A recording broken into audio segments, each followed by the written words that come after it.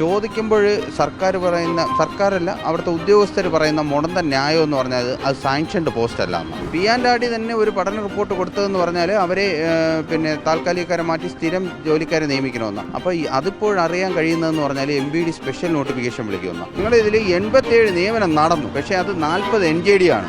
കണക്ക് നോക്കുമ്പോൾ 47 നിയമനമേ നടന്നിട്ടുള്ളൂ. ഈ ഒരു 9 ജില്ലകൾക്ക് ഈ സെപ്റ്റംബർ തീരുകയാണ് പകുതിയിൽ. ഒരിടത്തും പകുതി ഒരു 0.5% പോലും നിയമനം നടന്നിട്ടില്ല. ഇതാണ് ഞങ്ങളുടെ ഒരു അവസ്ഥ.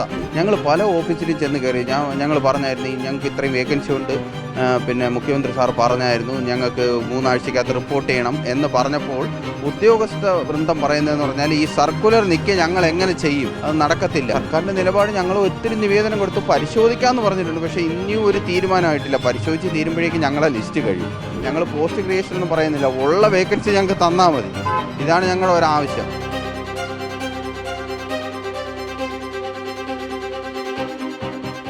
നമസ്കാരം. PSC പരീക്ഷ എഴുതി ഡ്രൈവർ റാങ്ക് ലിസ്റ്റിൽ വന്ന ഉദ്യോഗാർത്ഥികൾ സെക്രട്ടേറിയറ്റിന് മുൻപിൽ സമരം ചെയ്യുകയാണ്. ഇന്ന് 7ാം ദിവസം ഇവരുടെ അനിശ്ചിതകാല സമരം തുടരുകയാണ്.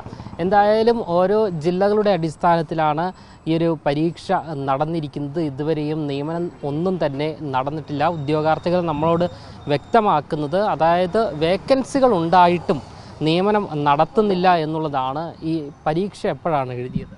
പരീക്ഷ എഴുതിയത് ഇതൊരു 2023 എഴുതിയ പരീക്ഷയാണ്. 2021 നോട്ടിഫിക്കേഷൻ വന്നതാണ്. ആ സമയത്തെല്ലാം വാഹനം ഉണ്ടായിരുന്നു, നിയമനം നടക്കുമായിരുന്നു. സർക്കാരിൻ്റെ ഒരു സ്ക്രാപ്പേജ് പോളിസി വന്നതിന് ശേഷം 2024 P&RDയുടെ ഒരു വിവാദ സർക്കുലർ വന്നു, വാഹനമില്ലാതെ നിയമിക്കണ്ട എന്നുള്ള ഒരിത്. അപ്പം നമ്മുടെ ഒരു പോസ്റ്റ് എന്ന് പറയുന്നത് തന്നെ ഡ്രൈവർ കം OA എന്നുള്ളതാണ്. വാഹനമില്ലാത്ത സാഹചര്യത്തിൽ ആ ഓഫീസിൽ OA ആയിട്ട് ജോലി ചെയ്യണം എന്നാണ് ഇതുകൊണ്ട് അവർ ഉദ്ദേശിച്ചത്. അപ്പോൾ വാഹനമില്ല എന്ന് പറയുന്നിടത്തും പലയിടത്തും താൽക്കാലികക്കാരുണ്ട്, ഗവൺമെൻറ് വാഹനങ്ങളുമുണ്ട്. അവരെല്ലാം താൽക്കാലികക്കാർ ഓടുകയാണ്. ചോദിക്കുമ്പോൾ സർക്കാരല്ല അവിടുത്തെ ഉദ്യോഗസ്ഥർ പറയുന്ന മുടന്ത ന്യായം എന്ന് പറഞ്ഞാൽ അത് സാങ്ഷൻഡ് പോസ്റ്റ് അല്ല എന്നാണ്. അപ്പോൾ സാങ്ഷൻഡ് പോസ്റ്റിലോട്ട് വാഹനവും ഇല്ല, സാങ്ഷൻ ഉണ്ടാക്കാത്ത പോസ്റ്റിൽ ഞങ്ങൾക്ക് തരികയില്ല. അപ്പോൾ ഞങ്ങൾ പറയുന്ന ഒറ്റ കാര്യമേ ഉള്ളൂ, ഞങ്ങൾ OA ആയിട്ട് ചെയ്യാം. താൽക്കാലികക്കാർ ഓടുന്ന സാങ്ഷൻഡ് പോസ്റ്റ് ഇല്ലാത്ത വാഹനം ഞങ്ങൾ ഓടിക്കോളാം, ഞങ്ങളെ നിയമിച്ചാൽ മതി. 26ഓളം, ഇത് പല ജില്ലകളിലാണ്, 26ഓളം വേക്കൻസി ഉണ്ട്. 26ഓളം വേക്കൻസി തിരുവനന്തപുരത്തിന് മാത്രം ഈ ഒരു വാഹനമില്ല എന്നുള്ള മുടന്ത ന്യായം കാരണം ഞങ്ങൾക്ക് നഷ്ടപ്പെട്ടിട്ടുണ്ട്. ഇതാണ് ഞങ്ങളുടെ അവസ്ഥ. പിന്നെ ഇതിൽ നിന്ന് മാറ്റി ഓരോരോ ഡിപ്പാർട്ട്മെൻറ്റായിട്ട് ഓരോ ഡിപ്പാർട്ട്മെൻറ്റ് സ്വന്തമായിട്ട് അവർ നോട്ടിഫിക്കേഷൻ വിളിക്കാനുള്ള തീരുമാനത്തിലാണ്. MBDക്കകത്ത് 86 സ്ഥിര ഡ്രൈവർമാർ, 88 താൽക്കാലികക്കാരുമാണ്. P&RD തന്നെ ഒരു പഠന റിപ്പോർട്ട് കൊടുത്തതെന്ന് പറഞ്ഞാൽ അവരെ താൽക്കാലികക്കാരെ മാറ്റി സ്ഥിരം ജോലിക്കാരെ നിയമിക്കണമെന്നാണ്. അപ്പോൾ അതിപ്പോഴറിയാൻ കഴിയുന്നതെന്ന് പറഞ്ഞാൽ MBD സ്പെഷ്യൽ നോട്ടിഫിക്കേഷൻ വിളിക്കുമെന്നാണ്. ഓരോ ഉദ്യോഗസ്ഥരുടെയും അവരവരുടെ തോന്നിവാസമാണ് ഇതിനകത്ത് നടക്കുന്നത്. ഞങ്ങളുടെ പോലെയുള്ള കുറച്ച് എന്നെ സംബന്ധിച്ചിടത്തോളം എൻ്റെ അവസാന പരീക്ഷ, ഇനി ഏജ് ഓവറായി, ഇനി എഴുതാൻ പറ്റില്ല. അതേപോലെ പലവരും ഉണ്ട്, ജീവിത ദുരിതം കാരണമാണ് പലവരും വരാത്തത്. ഓണമായിട്ടും ജോലിക്കും അതിനും ഇതിനുമൊക്കെ പോയിട്ടുള്ളവരാണ്. ഇതാണ് ഞങ്ങളുടെ അവസ്ഥ. ഞങ്ങൾ ഇനി എന്ത് ചെയ്യണം? സർക്കാർ ഞങ്ങളുടെ കാര്യത്തിന് ഒരു പ്രാവശ്യമെങ്കിലും ഒന്ന് കണ്ണു തുറക്കണം. ഇതേ ഉള്ളൂ ഞങ്ങൾക്ക്. ഞാൻ തിരുവനന്തപുരം ജില്ലക്കാരനാണ്, 99ാമത്തെ റാങ്കുകാരനാണ്. ഞങ്ങളുടെ ലിസ്റ്റ് സപ്ലി എല്ലാം കൂടെ ചേർത്തിട്ട് 200ഓളം പേരുള്ളതാണ്. ഈ ഞങ്ങളിതിൽ 87 നിയമനം നടന്നു, പക്ഷേ അത് 40 NJD ആണ്. കണക്ക് നോക്കുമ്പോൾ 47 നിയമനമേ നടന്നിട്ടുള്ളൂ. ഇല്ല, ഞങ്ങളുടേത് നവംബർ 30. പക്ഷേ ബാക്കിയുള്ള അതെ, ബാക്കി ഒരു 9 ജില്ലകൾക്ക് ഈ സെപ്റ്റംബർ തീരുകയാണ് പകുതിയിൽ. ഒരിടത്തും പകുതി ഒരു 0.5% പോലും നിയമനം നടന്നിട്ടില്ല. ഇതാണ് ഞങ്ങളുടെ ഒരു അവസ്ഥ. എൻ്റെ പേര് ശംഭു എന്നാണ്. ഇപ്പോൾ ഏകദേശം 14 ജില്ലകളുടെയും ലിസ്റ്റിൽ ഇപ്പോൾ ആൾക്കാർ 12 ജില്ലകൾ, 2 ജില്ലകൾ കഴിഞ്ഞായിരുന്നു. കാരണം അവിടെ ഫുൾ ലിസ്റ്റ് എടുത്ത് കഴിഞ്ഞായിരുന്നു, വളരെ ചെറിയൊരു ലിസ്റ്റായിരുന്നു. ആദ്യമേ വന്നപ്പോഴേക്ക് പറഞ്ഞതെന്ന് പറഞ്ഞാൽ കുറച്ച് പേര് ലിസ്റ്റിൽ എടുക്കത്തുള്ളൂ, പക്ഷേ ആ എടുക്കുന്നവരെ PSC ഒരു വൈഡ് ലിസ്റ്റ് ഇടത്തില്ല, കുറച്ച് പേര് എടുത്തിട്ട് അവരെ എടുക്കുമെന്നാണ് പറഞ്ഞത്. കുറച്ച് പേര് അർഹരായിട്ടുള്ള കുറച്ച് പേരെ തിരഞ്ഞെടുത്തിട്ട് അവരെ ജോലിക്ക് എടുക്കുമെന്നാണ് പറഞ്ഞത്. അതിൻ്റെ ഒന്നും ഒരു തീരുമാനവും നടക്കുന്നില്ല. നിലവിൽ നിലവിലിപ്പോൾ തസ്തികയുണ്ടായിട്ട് നിയമനം നടത്താത്തത് എന്താണെന്നാണ് മനസ്സിലാക്കുന്നത്. അതാണ് ഈ ഒരു വാഹനമില്ല എന്ന് പറഞ്ഞവരെ നിയമിക്കേണ്ട എന്നുള്ള ആ ഒരു മുടന്ത ന്യായം. ആ ഒരൊറ്റ സർക്കുലറാണ് കഴിഞ്ഞ സർക്കാരിൻ്റെ കാലത്തുള്ളത് 2024. ആ ഒരൊറ്റ സർക്കുലർ മുന്നിൽ നിർത്തിക്കൊണ്ടാണ് ഞങ്ങൾക്ക് ഒരു ഉദ്യോഗസ്ഥരും വേക്കൻസി റിപ്പോർട്ട് ചെയ്ത് തരാത്തത്. ഞങ്ങൾ പല ഓഫീസിലും ചെന്ന് കയറി.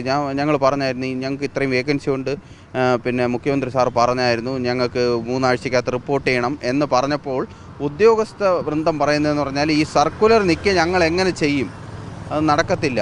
പിന്നെ ജില്ലാതല വേക്കൻസിയാണ്.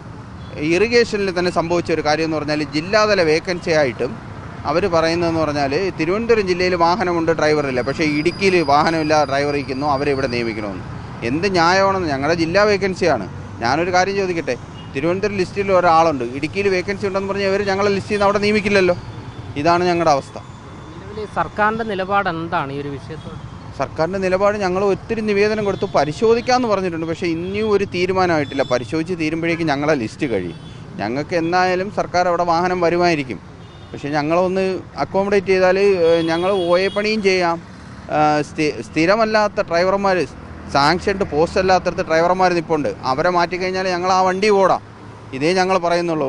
ഞങ്ങൾ പോസ്റ്റ് ക്രിയേഷൻ ഒന്നും പറയുന്നില്ല. ഉള്ള വേക്കൻസി ഞങ്ങൾക്ക് തന്നാൽ മതി. ഇതാണ് ഞങ്ങളുടെ ഒരാവശ്യം.